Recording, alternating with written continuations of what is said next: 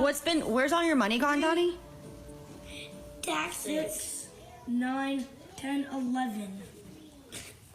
Let me fix my houses. Bug, it's okay. It's part of the game. No, it's not. It's not fun. It's not fun to what? It's the worst part of the game. Is what? Taxes.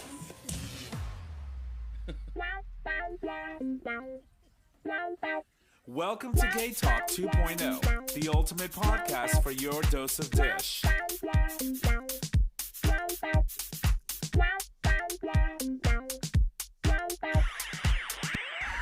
Good evening, ladies and gents, and welcome back to another episode of GayTalk 2.0, an LGBT podcast streaming live on Digital Stream Radio, where you can access that live stream every Monday at 6 p.m.-ish Eastern Standard Time, and you can do so by visiting digitalstreamradio.com. With that, all that is left to say is that today we're welcoming back the unconventional queen of, the queen of unconventional endings. I knew I was going to fuck that up. I knew it. I don't know, but that guy looks really cute. I knew you were going to say that. You know, Hans and I had this conversation. That is like my type. So anyway, Hans Hirschi will join us to discuss his new book along with his narrator, Michel Bakkensen. They're going to talk about the latest release, which is about to come out soon. I don't think it's out yet.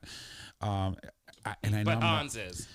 Hans is super out. So the book is called Michel, Do you want to introduce Fallen us? Angel of Paris. And so we're going to talk about that on the second half of the show. My name is Tom, and I am your host. And as always, I am here with these eager bitches, starting with the first one. Hey, y'all, Nick or Trish. And J Bear, a.k.a. your boyfriend's boyfriend. I know. He's got to get cut. But anyway, I'm excited. We haven't had Hans on the show since episode 264 or something like that. So it's been a long time. And by the way, he said he's going to kill you. Yeah, probably. Why? Because I forgot. Forgot what? To add him to the calendar? No, because you said he was cute, the guy. I don't know. Wait, Hans just texted you? Yeah, on my phone. Oh. He's watching. He's watching. So anyway, let's talk a little bit about that opener. So as you all know, taxes kill us. And so Nick was going down a little rabbit hole on TikTok, as he normally does, as we all do, because we go through it. That's not what happened. Well, what happened was, okay. My good friend, our good friend, Paul, I told him about my tax situation, and he sent me that, and I was dying. There was this little kid playing Monopoly with his family, and this kid lost all his money to taxes. That's usually how it is. And it was me. It was like, no, it's not fair. I don't understand why I owe again. Oh my God. And the brothers in the background are like, I'm going to fix all my houses. Yeah, I'm going to fix my houses. And then the brother throws the kid Monopoly money to try to make him feel better. He's like, no. Taxes. Oh, it sucks, man. So true. I had to pay this year over $1,500 to the federal government. Then I paid the state $38 and they sent $39 and they sent me $4 back. Cash it. I did. I put that shit in my account with the quickness. I pulled an extension and called my accountant. So. Yeah, but you still have to pay. Oh, yeah, I know I got to pay out the ass, but... No, I'm saying, so you can file for an extension, but you still got to pay by April 15th or the 18th this year because it fell on, whatever. On a Friday. I don't know nothing. They gonna come get you, girl. They're gonna garnish your wages. Garnish. Oh, they've done that to me before. It's not. Yeah, it's not pretty. Government always gets their money. Oh, absolutely. No, did I tell you that one time? So they were garnishing my wages for something, and I can't remember what it was. It's probably a loan. They took all the money out over like a 3-month period, maybe, and then they had to pay it all back to me. So I got all this money back. Hey, don't complain. No, I'm not going to complain. I was just like, why the fuck did you take the money when you were going to have to cut me a check and pay it all back? Right. Well, they don't care. They do what they do. They see money they want, they take it. It's happened. They react first or act first and ask questions later. That's how they roll. I mean, I got my wages garnished once, and I was made to pay $6,000 in 1 year. And they just went in and did it, sent it to payroll. Payroll notified me, hey, we got this. We have to honor it. Boom. Yeah, same thing happened to me. Bye. I was like, I said bye to my money. There you go. Then they try to take the whole thing in one shot. So, one of the things I realized, and, I don't know why I'm talking finance, or especially my finances, but a decade or so ago, more than that, actually, almost 15 years ago, I filed for bankruptcy. And I thought that all of that was part of the bankruptcy, and it wasn't. Oh, they came back, girl, with a vengeance. Oh, can I file for bankruptcy? Oh, God. You probably could. I don't want to. I'm fine. No, you're fine. But anyway, how are you, Trish? I'm good. Busy. I worked pretty know. much all weekend. I mean, to the extent at which I was supposed to cover a shift at the bar on Saturday night, and I worked all day Friday, all day Saturday, until like 10 o'clock at night. And I got a phone call at 9 from the bar saying, "Are you coming in?" And I was like, "Am I on the schedule?" And they're like, "Yeah, you're covering a shift." And I was like, "Oh, yeah, I'm not coming in." I completely forgot because I'm just so busy. Yeah, the manager was like, "Yeah, but Bussa did a no-call, no-show last night, so, he better leave the bar spotless on Sunday night for I know. Monday." I mean, honestly, I felt so bad, but I'm planning a huge event. Like right. Gala is coming. The capacity that I have is kind of Your taken. your gala's gonna be fabulous. My gala is going to be gay. Super gay. And I want an orchid. That's all I care. You're not going to, buy a $500 ticket and come? No. Yeah, for an orchid, of course. I'm going to take all the orchids. If you buy a $500 ticket, you can take all the orchids. I'm going to be that Puerto Rican stuffing orchids down his That fucking shirt. shirt. Be like, I'm just fat. You're not the That's only all. Puerto Rican that'll be there. Oh, Chita Rivera is a Puerto Rican. Oh, I know. It's going to be amazing. So she's the headliner for your She gala, right? is, yeah. That's awesome. We talked about that before. And Mr. J over there playing with your horn, it's loose. It's not a horn. What is it? It's a claw. It's a claw. It's bear loose. Yeah, that's why I'm playing with it. I just noticed it's loose. You know, buttholes are loose After like too. You 30 want to play with years, those? it's starting to get a little loose. So. Don't tempt him. Yeah, I know. But buttholes are what? I said buttholes are loose too. You want to play with those? Absolutely. Of course. Nasty. Never turned down an asshole. So anyway, No, how's everything with you? So far so good. Yeah, he's Yeah. riding solo he rode solo this whole weekend. Yeah, I behaved. Yeah, I know. Wifey's away. Yeah. Look at me. He got a vacation. You behaved, I'm sure. I behaved. Yeah, I was home at a decent time. I don't know 2 nothing. a.m. I had Try dinner. 5. I had dinner with Tom. 5 what in the afternoon? Yeah. Yeah. Yeah, I went and had tacos at Viva's. When?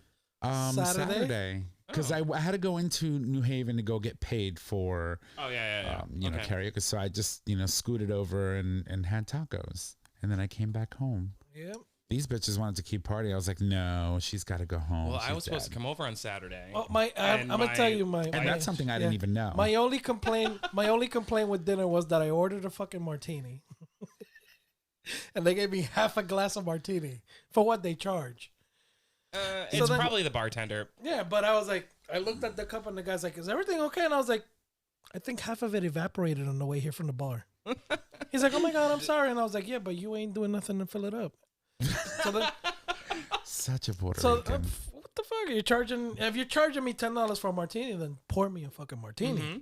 Right. So he's like, "You want any other drinks?" I was like, "No, just keep the water coming. It's the only thing Did that I- comes full." Did I tell you not this week, but last week on Sunday when I was working at the bar, this group of I'm going to say Hispanic guys because I don't know what their nationality is. They ordered all these martinis off the $5 martini menu. And so I'm making all the martinis and I brought them over and I'm like, just so you know, like this menu is just for Monday. So the martinis aren't $5. And they were like, are you racist? We can read. I was like, oh, no, that's not what I meant. I just literally got yelled at 5 minutes ago from somebody else who ordered one of these and I charged them the full price. And they were like, yeah, you have a problem with us. I was like, no, my best friend's Puerto Rican. Like, no, I don't. You're like, That's not an "Bitch, excuse, Nick. That's not an. Am I crazy? Was that a little like ridiculous? Yeah, I think you. But some people You just come in charge with them, fuck it. with a stick up their ass most times, and it's like, You just charge them, and when they give me a bitch, credit be like, card. I don't give a fuck how you feel right now. I'm just gonna charge a card, and then you can be on your merry way. Be like Monday, lunes only. Yeah. Mister. She gonna get cut. She's gonna get cut. I'm telling you. Yeah. stories. I Maybe guess they were just fucking with you. No. I mean, I could see where they were coming from, but in no way was I trying to be a dick. But that's one of the things that you tell people, you know, like Right. when you're ordering off a menu, a lot of people don't look at the day; they just look at the specials, you know, what's on the menu. Yeah. So I just was like making them aware. And FYI, sometimes they're not specials at all. No, and they're gross because we use all that like sugary Cheap shit. Yeah, it's that's so- basically. I ended up with a martini glass full of juice. Mm-hmm. It tasted sweet as hell. Mm-hmm. I was like, Don't be a wimp. Order straight up. Seriously. yeah. When you that- ask know, for a I- martini, well, it's either it was- gin or vodka. It was the nothing else. I think it was the pomegranate or the hibiscus. I forgot which one it is they have. But I figured let me try it. You know. I like their basil margarita. I have an affinity for whatever it is that they put in there. It's good. But I had Probably a good the time. unwashed cups. No, it's not. No. And And the water tastes nasty as fuck. I mean, it's New Haven pipe water. What do you Haven's expect? finest. What are they using? The ice from the back alley? You never know. Yeah. The water is. Paul probably pooped on it. Uh, Anyway, a little about me. I spent my weekend in mourning. in morning. For my little situation at home. You know, I've been working from home for 2 years, and now I literally spent the whole weekend crying. Like I was outside crying, I was inside Girl, crying. relax. Yeah, you go back to the office tomorrow morning. That's right, 7 a.m. I can 7 no longer a.m.? start at 6 and stop at 2:30, so now it's 7 to 3:30, and I'm just completely devastated about it. I don't know what I'm gonna do when I have days off. Where do I come? Not here. I Unless you still have a key. she does. She don't care. She'll still come. So, yeah. But anyway, that being said, we do have a guest today, two actually, and we're super excited about that. But there's something new that's coming out, and I want to talk about it a little bit. So there's this new Hulu series, and it's called Fire Island. I didn't watch it. The preview. The previews look amazing. Margaret Cho is in it. And the majority of the main cast is all Asian, and I'm living for it. And it's super funny and campy. And I can't wait for it to come out. It comes out in June. So I'm excited. I'm excited. I think it's going to be good. I'm going to put if the website, the back end of WordPress ever lets me update anything, I'm going to put the trailer for it on tonight's post so that people can watch it. I think it's going to be good. They call it Fire Island trailer. Envisions the gay Pride and Prejudice. Right. Love it. Yeah. No, I saw it actually. So I forwarded to you guys on Messenger today because this kid I know in New York who's a dancer and Nuevo actor York. and Nuevo York. Nueva York. No, in Spanish it's Nueva York. Whatever. Nueva York. New York. New York. No. So he posted it on his page and he came out in the trailer. So I sat down and I actually sat and watched the trailer. I was like, hey, let's see what it looks like. It's gonna be a really good piece, you know. It's funny. It's a lot of the stuff that was going on. I was like, okay, this looks like it's gonna be a nice.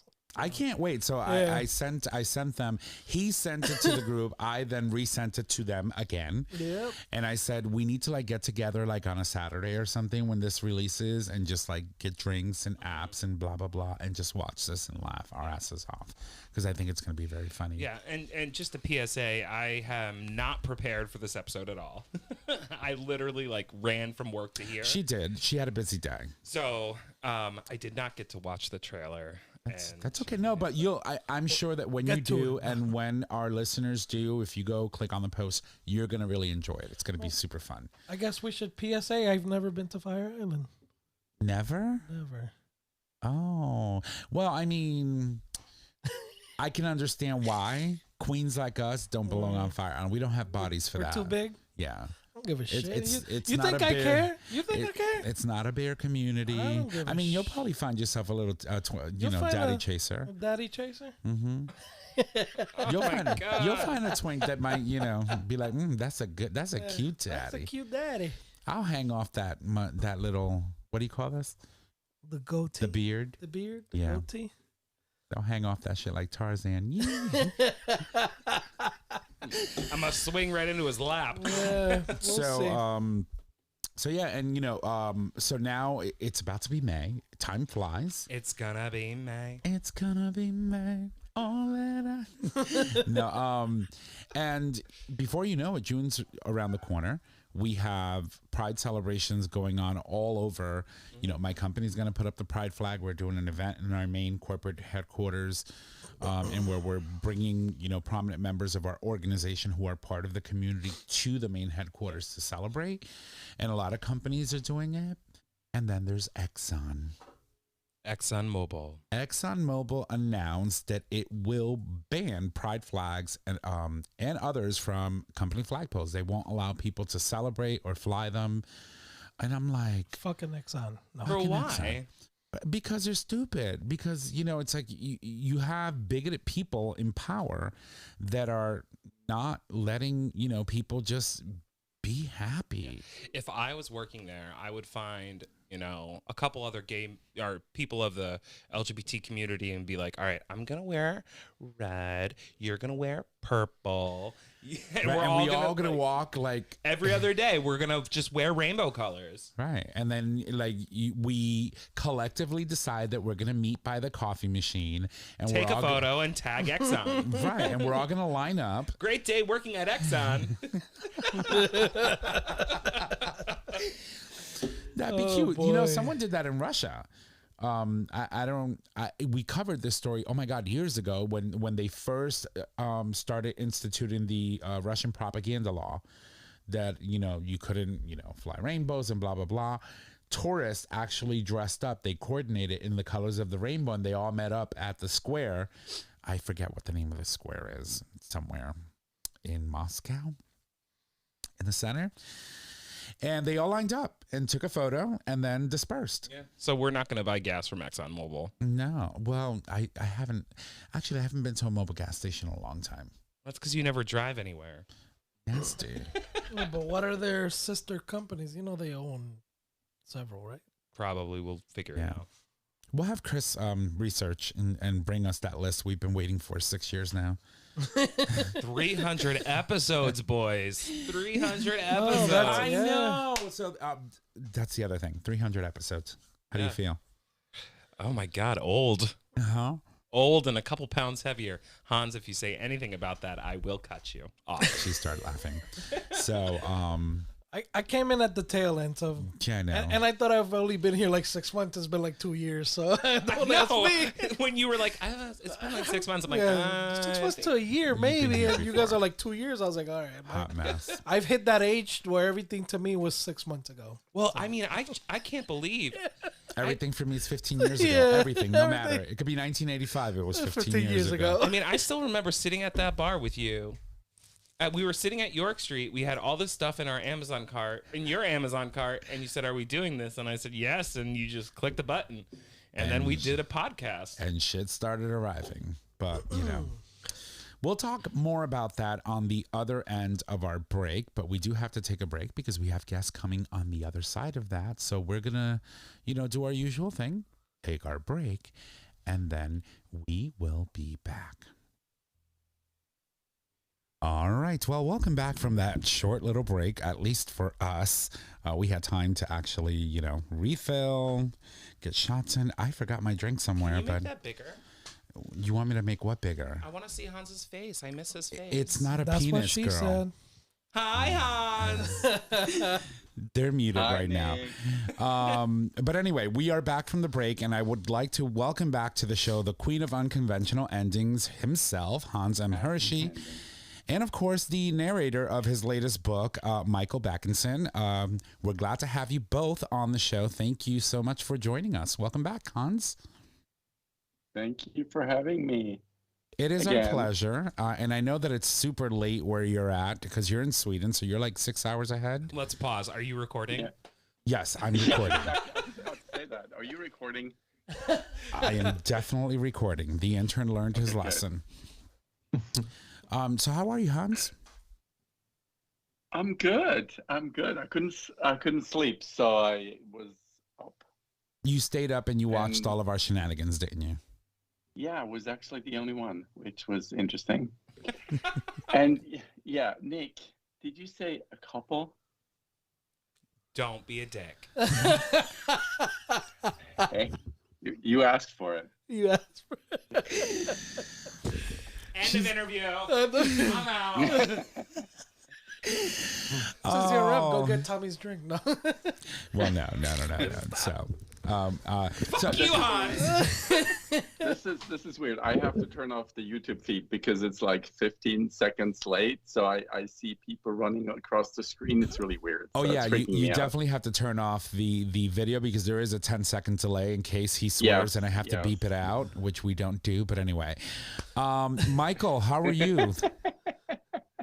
Hey. Thank you so much for joining us. It is our pleasure to, one, meet you and have you on the show, and to be able to have an opportunity to see the face, the man behind the voice of a lot of Hans' work. How does that feel? I mean, it's been great. It's been great.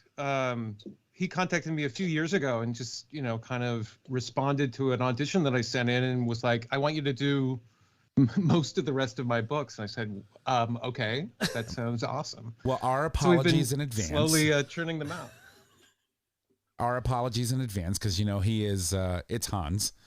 And Hans joined us in year one when we first launched the podcast in 2016. He came on board to talk about shorts, which was one of the books that he had released, Stories Beneath the Rainbow, I believe it was what the title was. And then he's been on ever since. Yeah, Hans joined us for his first episode, 38. Episode 38, and we're at 300 today. 2016. Yeah. I was a I twink was back just then. actually, I was just looking at some old pictures, trying to remember when I first met Michael, because we once met face to face in New York, and that was actually the same day we guys all met up in New York. Oh, wow. In April 2017. Yeah, Nick, no, you. Yeah, Right, it was. the It was rest of, I yeah. believe Chris and I came down, right? Yeah, you and Right. Chris were down in New York. Yeah. So, Sorry, I Han, have a cat behind me. He's trying to keep me company and distract me from work. So, yeah. that's quite all right. So, Hans, let's talk a little bit about this book, only because I want you to tee it up for us. Tell us a little bit about it. What inspired you to write it? Because then I also have questions for Michael, who narrated this book for you. Mm-hmm. Yeah, so Michel, Fallen Angel of Paris, my new one, which is coming out this Saturday, is a free-standing continuation of a book that came out back in 2014 called The Fallen Angels of Karnataka.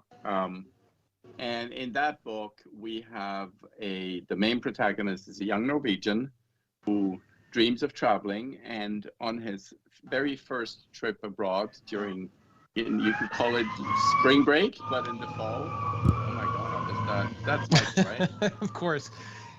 If I knew how to mute on Skype, I would do it. There you go. Oh, New York, you gotta love it. He's in New York City. That's the beauty of it all, though, right? Yep. Right. Yeah. That's why I immediately recognized I've been through that so many times myself. So anyway, Håkon, the main protagonist in The Fallen Angels, he travels to London with a few mates from college and meets Michel on the lawns behind the Houses of Parliament. And they kind of have a one-night stand, a fling, and Michel invites Håkon to come and visit Paris the next year.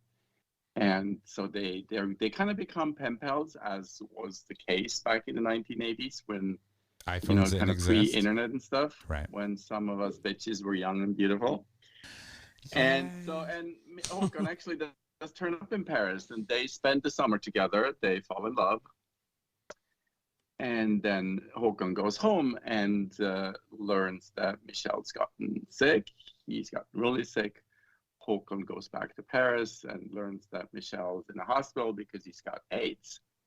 And he dies on page 64 of the book, which is, I'm not sure if you can see it. It's like not very far. It's not very far into the book. And then Håkon goes on and actually gets to fulfill his dream, and he gets to travel the world.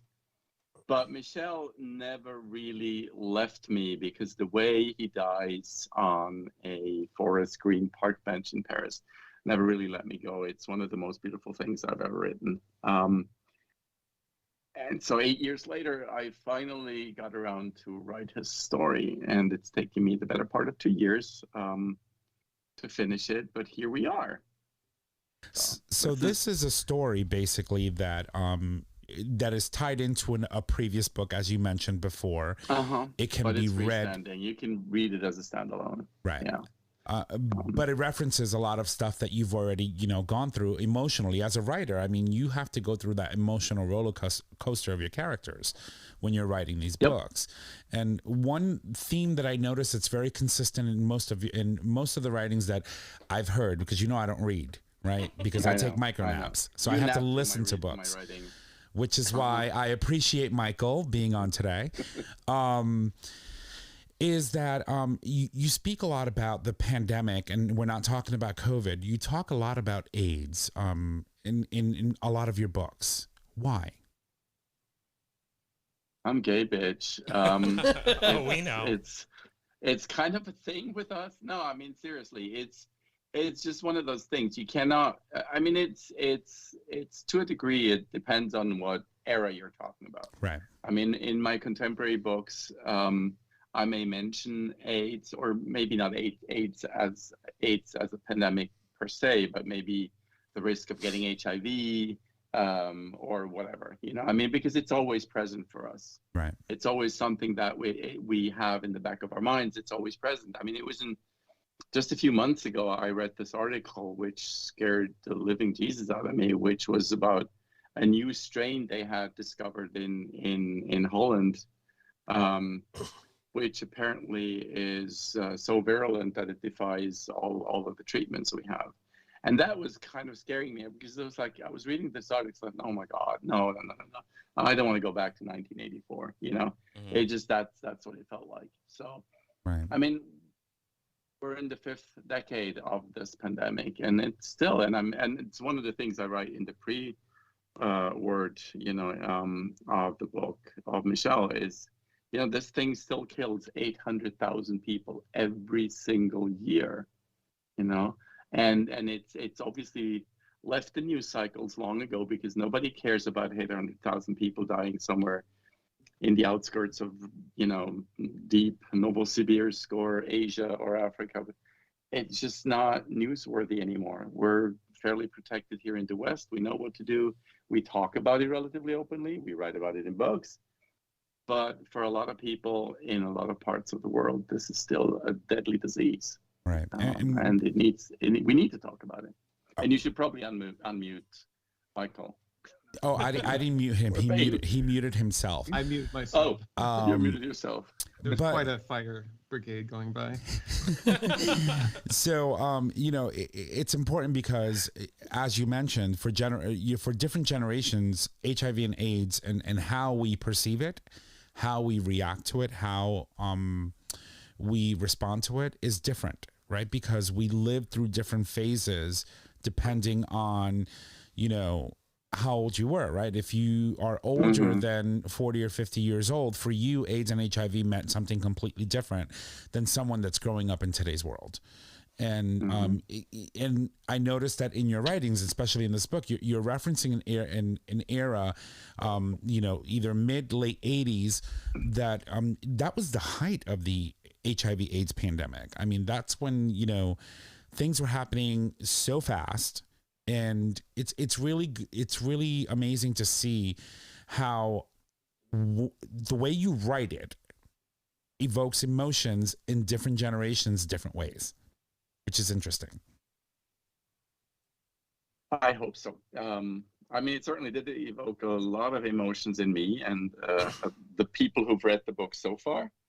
Probably a good cue to let Michael say something. But yeah, I mean, it's interesting because one of the reasons I wanted to write the book was kind of a curiosity. I wanted to find out, when exactly did Michel himself get infected? Right.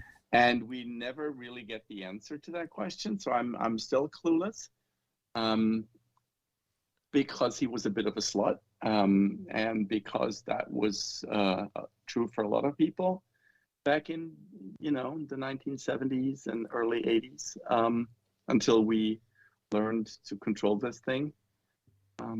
But yeah, yeah, it's certainly an interesting era.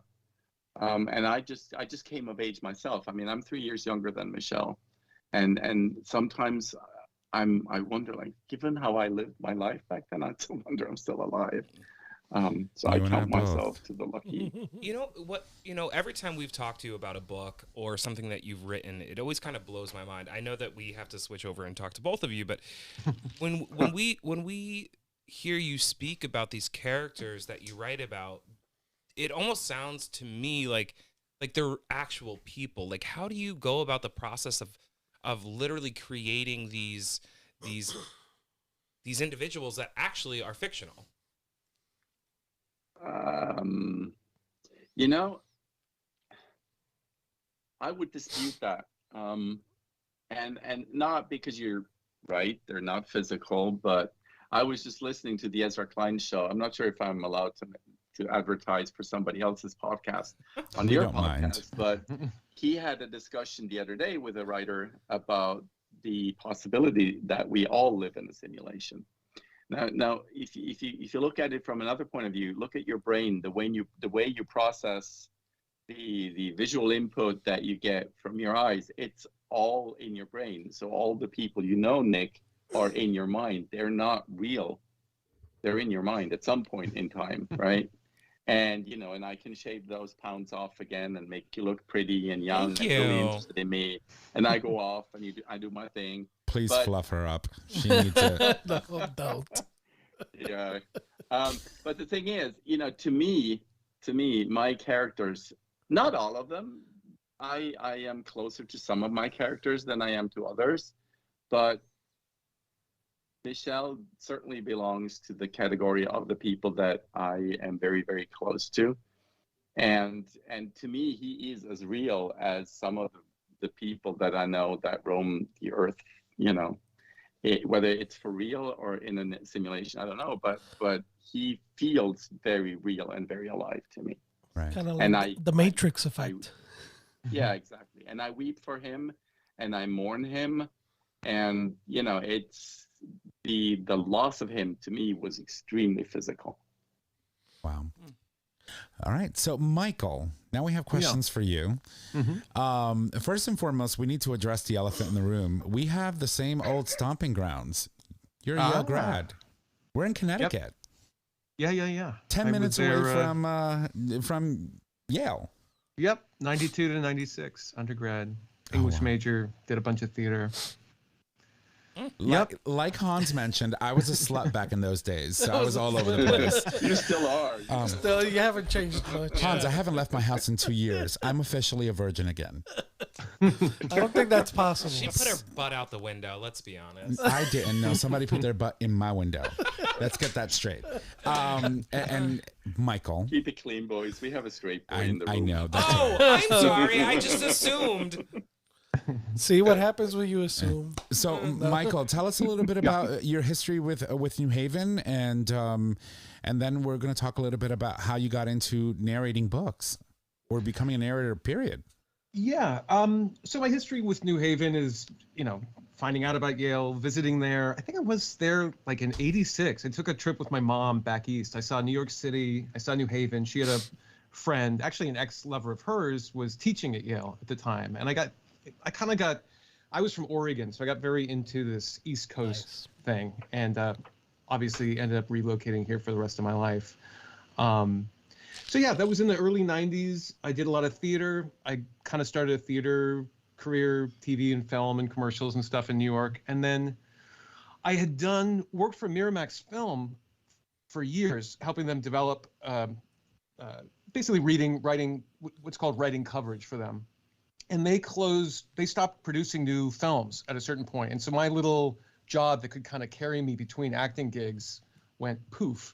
So I ran into somebody who was a friend from Yale on the subway, and he said somebody he knew was a sound designer and was doing audiobooks.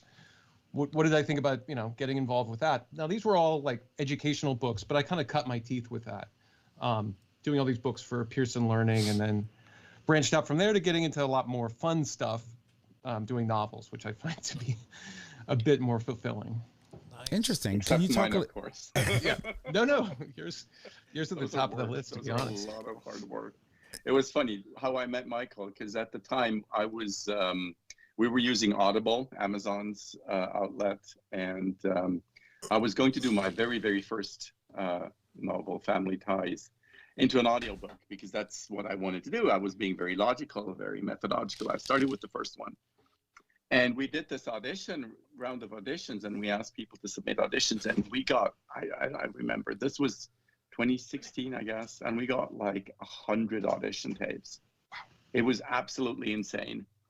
And I had my publisher and some of my friends, some of my readers, my husband, and a lot of people. I kind of weeded out, out of these 100, we chose maybe 6 or 7 into a second round, and we listened to all of them, and we were looking for my voice, because I obviously could not narrate my own stuff with my heavy accent. And so we ended up choosing someone.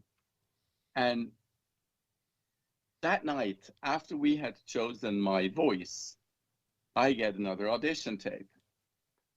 Late as ever.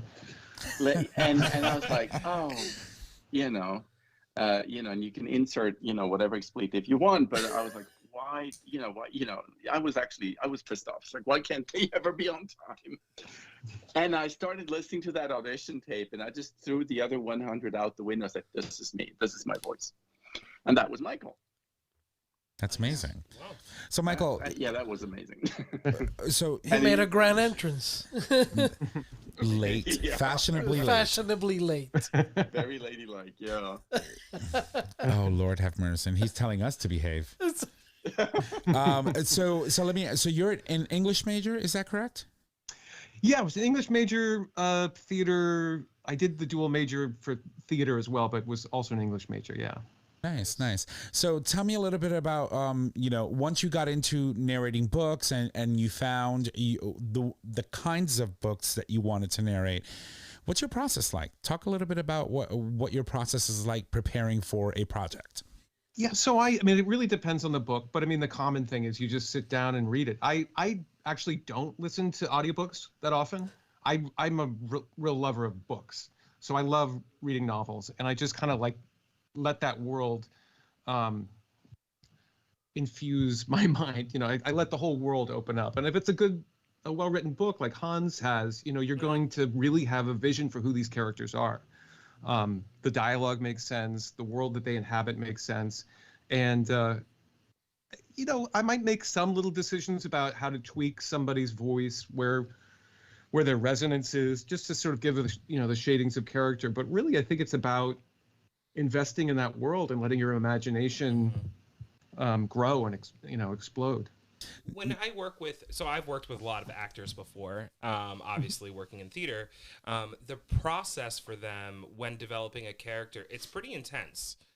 And I'm wondering if the process for you when getting ready for an audiobook like this, if it's similar, and or can you do more than one project at a time? No, I don't ever do like 2 audiobooks at once.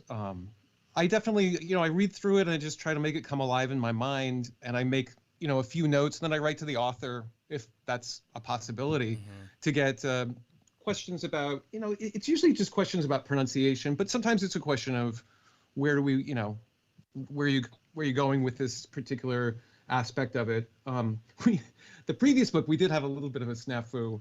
I thought maybe we were gonna, because Michel appears in it, and he's French. So I was doing a French accent for about the first 6 or 7 chapters. I got I don't know if it was a text or a call from Hans. I was at the gym, and he's like, Michael, I think you need to call me. I might be saving you some time down the road. Yeah, and a good Hans. It's never a small stuff. Meticulously remove every bit of dialogue from Michel, as well as a British character that was in there. It was quite a headache, but that's one we should have gotten together on before I recorded. Save you a lot of time. Yeah. The reason being, what we did is I asked Michael to do The Fallen Angels first, so that we have the audio for that book, which came out in 2014, and then to do Michel whenever I was finished with it. and when he sent me the manuscript, well, he started sending me the audio. So the way this works is once he's done his work, he sends it to me, and I listen to it, to a kind of a proof listen, to make sure there's nothing superfluous. When you record, that sometimes you have a little snippet twice, little things like that. And so I was listening to it, and then all of a sudden Michel speaks with this heavy French accent. I'm like, oh my God, and I just wrote a whole book with French speaking characters. That's going to sound so awful. If he's going to do like 300-page book, and every second sentence comes along in this très French accent, huh? It's going to be unlistenable. And so I wrote back to him and said, you know what, and it just, and then we started getting into a whole bunch of other discussions, right? We got into English, and I said, well, what about Håkon? He's Norwegian. Why aren't you doing him with a Norwegian accent? Or why aren't you doing we've got, that's the trouble when he works with me. It's not just English, right? Right. I mean, we use this thing called Forbo, which is a website where you get help with pronunciation of some really weird places. And my books contain a ton of weird places and names. And so we actually ended up, for Michel, we ended up doing a glossary, which I'm not even sure. Yeah, you saw that in the second proofread, because we ended up having so much in italics, because normally when you do in typesetting, the publishers put foreign words in italics, but then you also have the thought process in italics, and it gets up really complicated. And half the book ended up in italics, so we decided, okay, let's throw all the foreign words out, put a glossary in, and we keep them in, and just straight up as it is, make it look better. So yeah, there's a lot of foreign words, a lot of foreign people, and foreign places in my books, especially The Fallen Angels. I mean, that book is crazy because it's literally a virtual world tour. So he gets to see the world, Mm-hmm. So basically, what I'm hearing out of all of this is that Michael found out the hard way that a small snafu is not a small snafu at all when you're working with Hans Hirschi. Correct. True. So, Michael, will you be working with Hans again? I hope so. These were quite. I finished one and basically got started on the next one about a month later. So we'll see. We'll see. I would love to, though. So do you do most of your recordings? Do you have like a home studio where you like sit and record and do your work? Yep. Yeah, I've done it in studio. I used to work for a company called Recorded Books, and I did stuff for a place called John Marshall Media. Did stuff for Audible in studio, but I can do it at home, minus the fire trucks going by. Mm-hmm. So that's when you have to like pause and re-record again. New York, where are you at? In the city or in the suburbs? Up in the Washington Heights area, Washington Heights, George Washington Bridge and the Cloisters. Yeah, I'm a New Yorker, raised in Brooklyn, so I'm familiar. Okay, yeah. The Cloisters, that's awesome. That's an amazing place to visit. It's beautiful. Yeah. It's interesting. If you guys haven't been, you have to go. Well, you'll need to take us. Absolutely. I need a driver. You know me. I don't leave my house. You're gonna have to drag me out of here in chains, even tomorrow morning. Slap a mask on her and go. Yeah. I'm gonna have a breakdown tomorrow. So Michael, so now you've done this book. You talked a little bit about the process of, communicating with Hans, having those little powwows to sort of sort things out. Do you work with other authors as well, or is it just exclusively Hans right now? Hold on just a second. More emergencies. You're next to the firehouse, aren't you?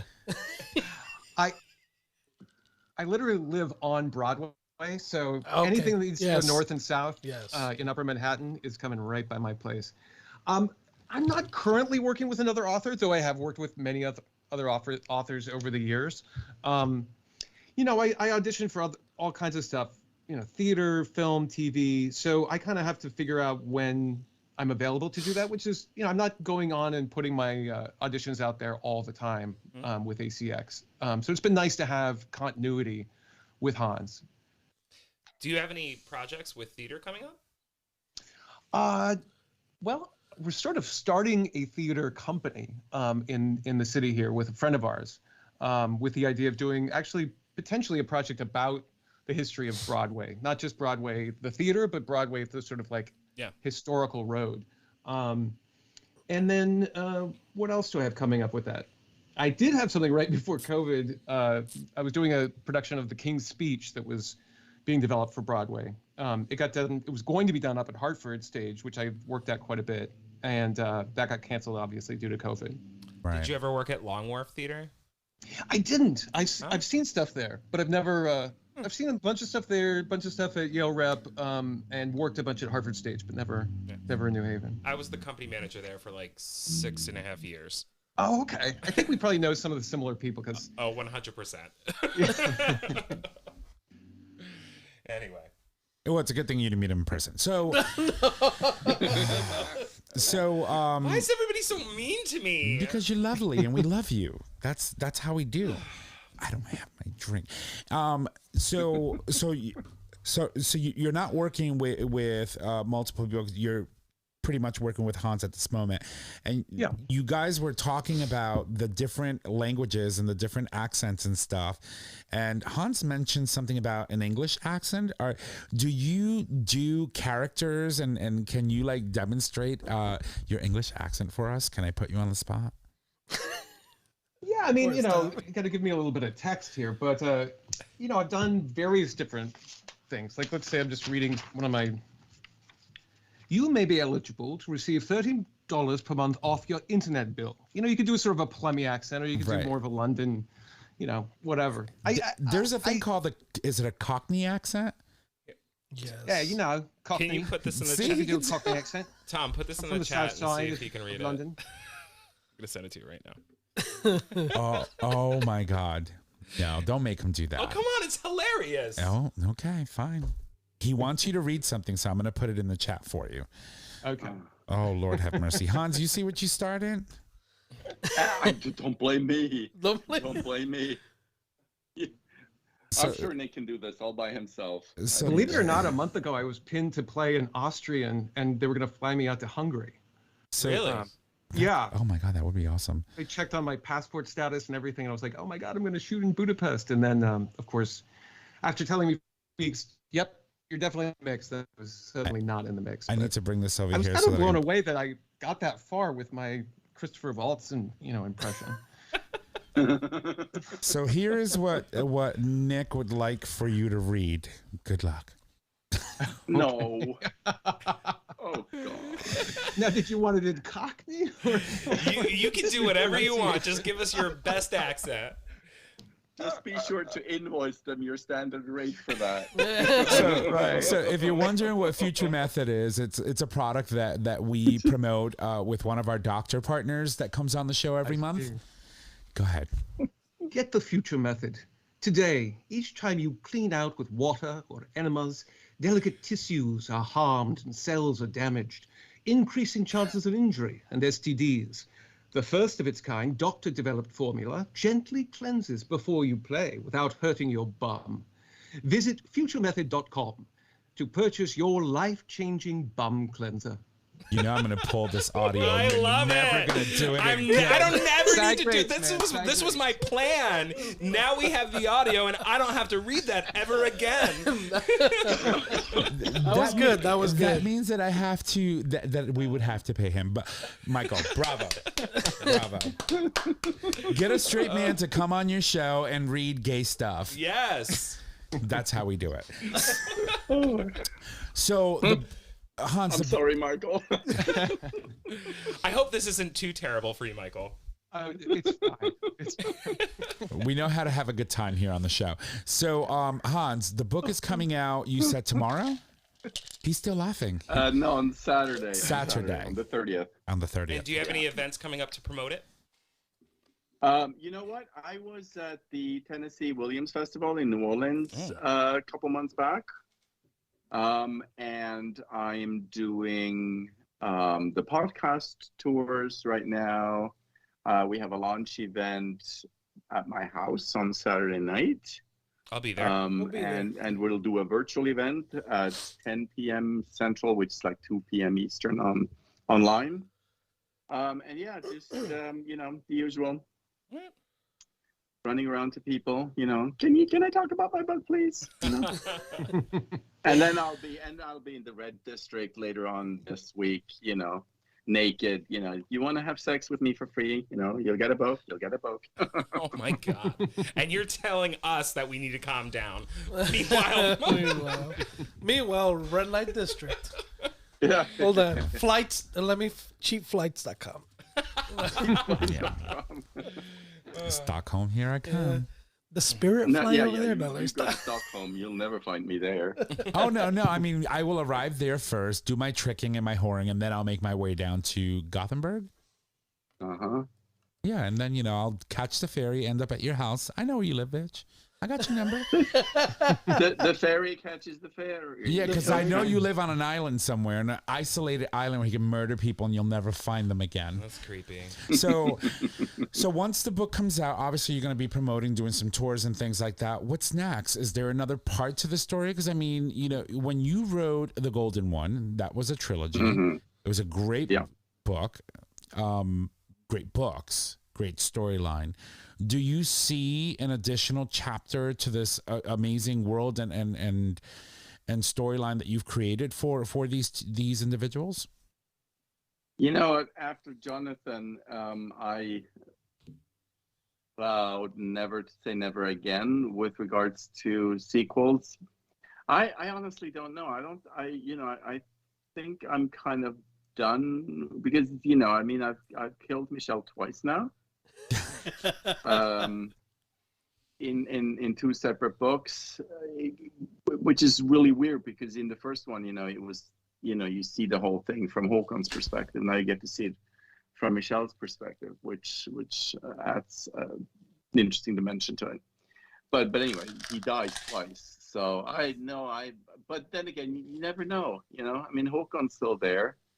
And Håkon appears in this book very prominently because the arc story, because the way I tell the story about Michel, because he's obviously dead already, is through Håkon finding his diary, which he saved when he had to clean out the apartment before his parents show up. And so he finds this diary 30 years later, and that's how the whole story is being told. And so Håkon's still there. He's in the story, and some other characters. And I was just thinking about maybe Gael might be an interesting character to delve into. She is, or was, Michel's best friend.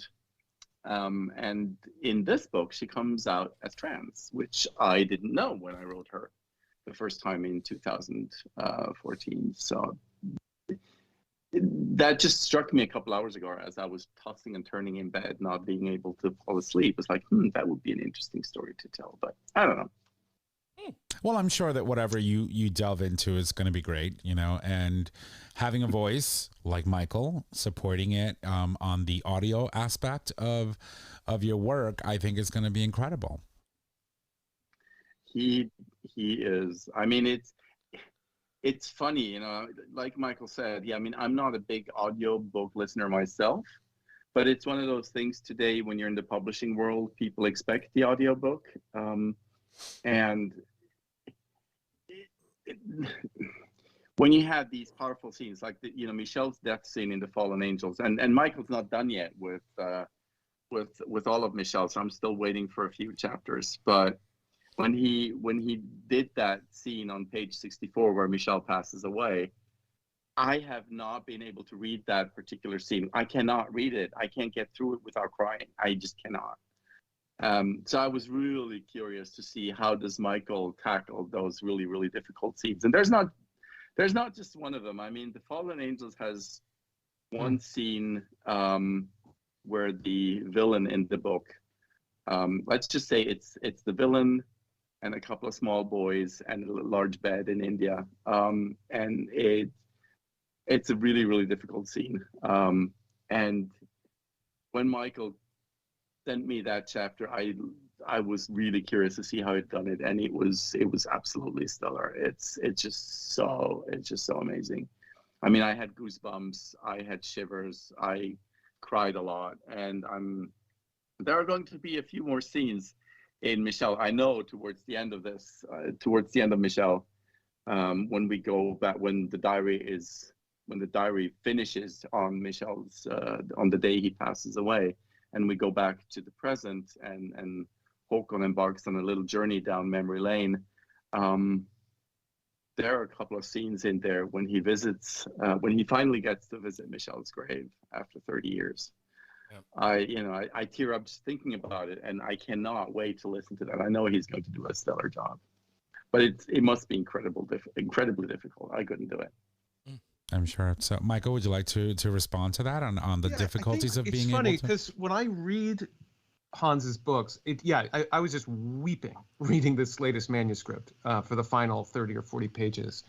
But there's something about when you're recording it, I don't know. It's they say in theater you want to have the audience be the one that's crying, not you on the stage sort of indulging your emotions.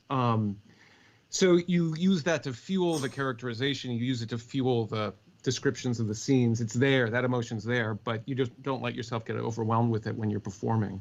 But I do get overwhelmed reading Hans's work just off the page. It's so emotional.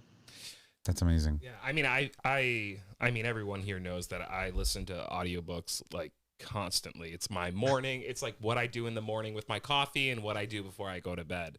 And if there is a good narrator, it literally, at least for me, creates an entire scene in my head. Like I literally am like, while I'm having my coffee or doing things around the house, it's like I'm literally experiencing the book. So creating that is, I mean, it's such a beautiful talent. Yeah, it's a fun job. So just to clarify, because I know that you're probably still working on some chapters of this audiobook, correct? Mm-hmm. So Yep. the book itself comes out on Saturday, but the audio version of the book won't come out until later? Hopefully it'll be able to come out at the same time. The limiting factor will be if the as Hans calls it, the algorithm that checks and makes sure that everything's right, approves it in time, then it'll be at the same day. But I engineer them myself, and I go through and I test to make sure it's up to code. So hopefully it should be all ready to go. Yeah, Makes me it's a excited. process. I used to work with ACX, as Michael mentioned, which is an Amazon company. They do the stuff for Audible. But they didn't want to work with me anymore for whatever reasons, because I'm not States-based. And so I switched to another provider. And so when once they approve the book, they send it off to like 200 different providers. So, you can literally get audiobooks. They're not just going to ACX. They're also going to Apple. They're going to Barnes & Noble. They're going to whoever else does audiobooks. I did literally hundreds of people. All the library systems in the world get it. So you can also listen to it from your local library and all of that good stuff. So, and Amazon. So I would not expect, I know the audio, hopefully the audio will be out by Saturday, but maybe only from a couple of providers, because it needs to, be distributed and stuff. And Audible is usually not very fast. Right. But, people can always reach out to me. I can, you can find all of my audiobooks at a discount from my own website. So you don't have to go to the big dragon. You don't want to. Well, that's good to know, and I'm excited to have access to the audiobook because, as you know, as I said before, I start reading and literally I fall asleep and I have to take a micro nap, and then I got to wake up and read the chapter all over again because I forgot what I read. It's bad. I have very short little attention span for reading, but I can listen to books, and so while you're asleep. No, while I'm away. Subliminal messaging. No, so for me, the golden one, the entire series was amazing, and I listened to the audiobooks and really delved into the whole story because I was listening to something and I can imagine it. I can't do that when I read, unfortunately. So. Yeah, we're different. I mean, it's amazing to see how the market for audiobooks has exploded in recent years, which is one of the reasons why publishers and authors have begun to use them so widely, because people are asking for it. Right. Well, we're excited for you. Congratulations on yet another release of, what I'm sure is going to be amazing work, because that's what you do. And that's why you have Michael supporting you on the audio aspect. And very quickly, before we let you both go, can you just let our listeners know where they can find you if they want to reach out? Well, for me, you could go to my website, www.michaelbakkensen.com, very creatively named. I also do a bit of posting, not much, on Instagram, just with my name, Michael Bakkensen. Okay, fantastic. And Hans? Hirschi.se. Spell it properly, though, because otherwise you will get lost in chocolate. But yeah, HIRSCHI.se. Easy peasy. That's where I am, or Facebook. Fantastic. Well, I want to thank you both. We need to talk about Heartstopper. Have you seen that show? Heartstopper? No. Oh my god! It's like the latest. It's a brand new show on Netflix. Okay. It's young adult. Gotta 8 look it up. episodes. If you haven't watched, it's from England. My husband and I just binged on that thing. It is so cute. I don't think I've ever seen a cuter show in my life. And you said it's so called cute. Heartstopper? Heartstopper, yes. It High was school released based? it was released last Saturday, just a couple of days ago. 2 weeks ago. And I've heard about this. Oh, yes. Yes. Wait, we talked about this when we were talking about the list of shows 2 episodes ago. That you didn't record? The one that I didn't record, yes. Yeah, the one that we all missed, yeah. You get it on the live We who are stream. not up in the middle of the night to watch you missed it. But yeah, it just released on the 24th on Netflix, and it is amazing. We watched all 8 episodes more or less in one go. Wow. Nice. It is.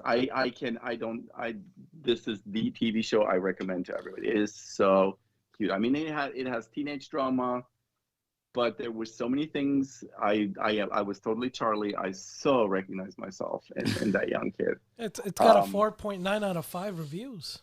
Yeah, it is. I think it's the highest rated Netflix show in the first 24 hours ever, something like that. I read. wow. It is amazing. It has drama, but it's not like you have sometimes when they have those when you have a misunderstanding in those romance things, and it never clears up, and it goes on and gets infected. This is nothing like it. This guy Nick, the boyfriend, and by the way, this is something for you, Jay, because Nick is bisexual. And he's a really strong bisexual character, and it's just beautiful. It's absolutely amazing. So highly recommend. Gotta watch it. Oh, definitely. I already got it up. So Yeah, it is so cute. It's on my list. I started so that I'm gonna watch this. Cool. Yes, you Cool. better.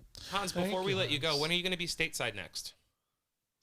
In 7, Alex told me 7 weeks. Although not on your end, because we're flying out to Denver for a 4-week trek to see some of my book sites. So we're going from Denver up to Wyoming, where the Golden One plays out, and then we're going through the Rockies to do the Z's, down to Arizona, see my sister. And then we're going back up to the Grand Canyon, Vegas. We do Northern California, Yosemite, Tahoe, and then the Bay Area.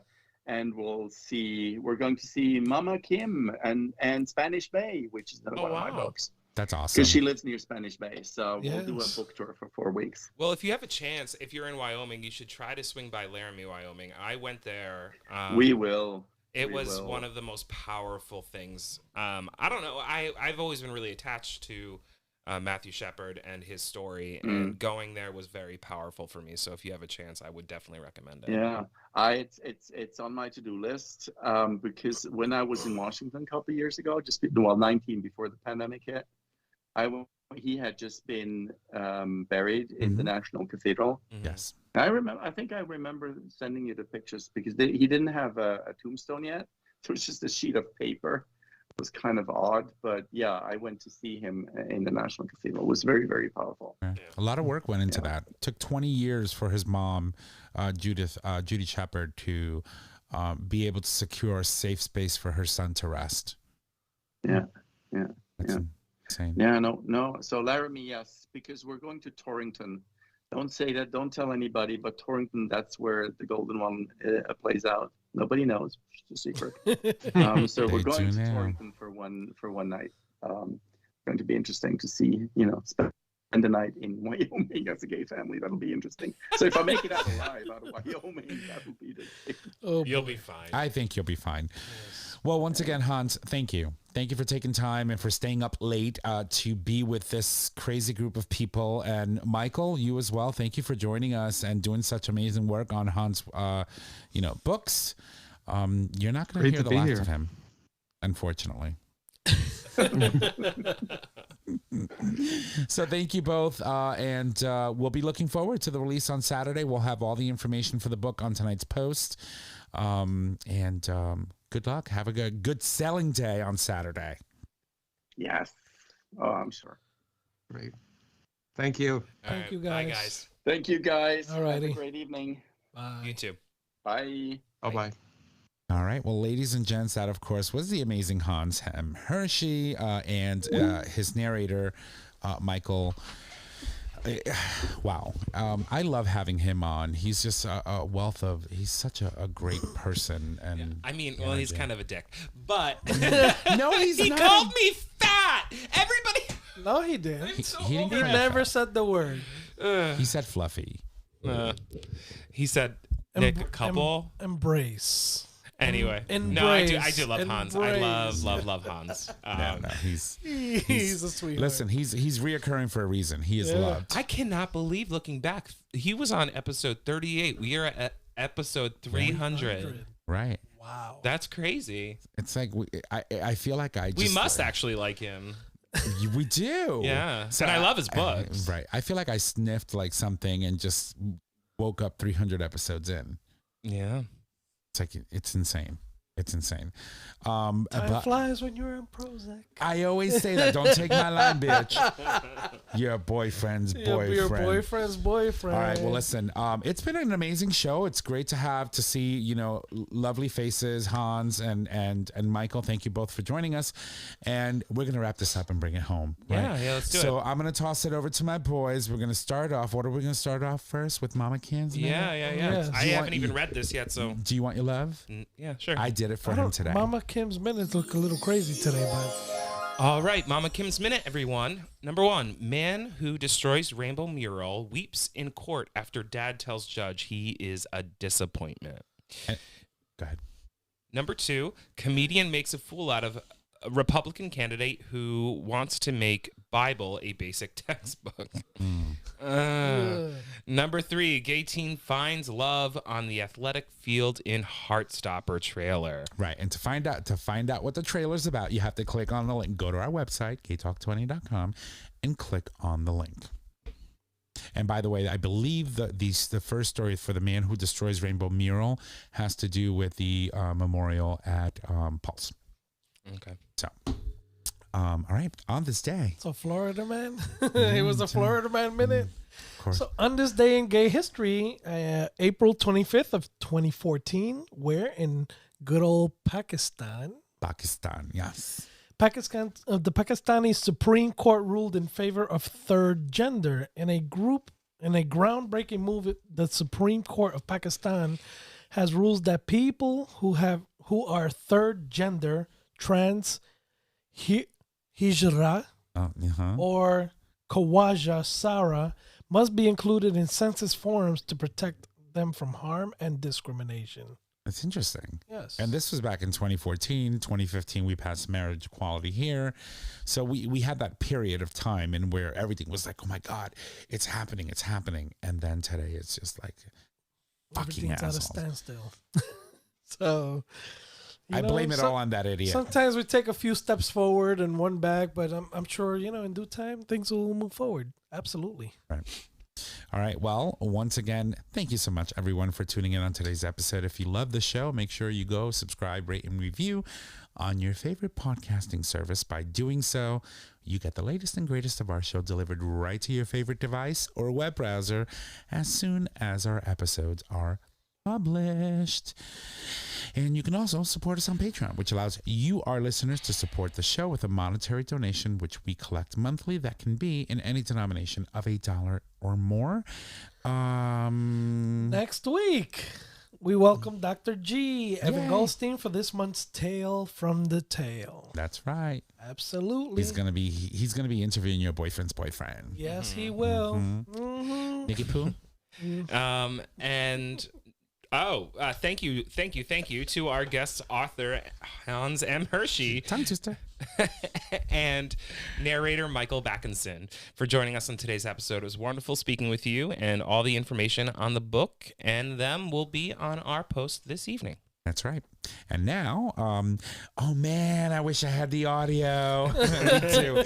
And now here's Nick with a weekly reminder for all of you bottoms out there who want to keep their buttholes on point. Yes, we are talking about Future Method. Let me give this bitch some love. Thank you. All right, get the Future Method today. Each time you clean out with water or enemas, delicate tissues are harmed and cells are damaged, increasing chances of injury and or STDs. The first of its kind doctor-developed formula gently cleanses before you play without hurting your bum. Visit futuremethod.com to purchase your life-changing bum cleanser today. And as we... Did you notice a little accent in there? A little bit. A little bit, right? Little French accent or something. I'm not good at accents. You were doing something. You did something different today. Maybe I'm just not as tipsy as I usually am. Oh, okay. Well, So I guess we're going to wrap this up and put a rubber on it. We're No putting ring? a rubber on it? We're putting a rubber on it today. Okay. We need the protection. We Okay. need some days, right? Our show is available on our website, GayTalk2.0.com, Walking under plague. audio podcast. It is also available as a free download on Apple Podcasts, Google Podcasts, and Stitcher Radio. You can find us on social media, Facebook, GayTalk 2.0, Instagram, GayTalk 2.0, Twitter at GayTalk20. You can email us at GayTalk2.0 at GayTalk20.com. Tom, it's your turn. Guess what, guys? You're not recording. I'm kidding. I am. Oh, shit. All right. If you need to reach out to us, just head on over to our website, click on the Contact Us tab located at the top of your browser. There you can leave comments, suggest topics, submit a question for the cast or an individual host. You can also call us and leave us a message with your questions, and we'll answer them for you on the show if you'd like. The phone number is 334-429-8255. So that means I can't just say Gay Talk, right? I should have said that first. You could have. You can call still do it backwards. 429. No, wait, 334 Gay Talk. See, this is why I can't have nice things. This is why I can't have nice things. But anyway, ladies and gents, thank you so much for joining us on today's episode. Don't forget, the show streams live every Monday at 6 p.m. ish Eastern Standard Time. You can access that live stream by visiting digitalstreamradio.com. With that, ladies and gents, that is our show. Thank you, and y'all have a good night. Bye.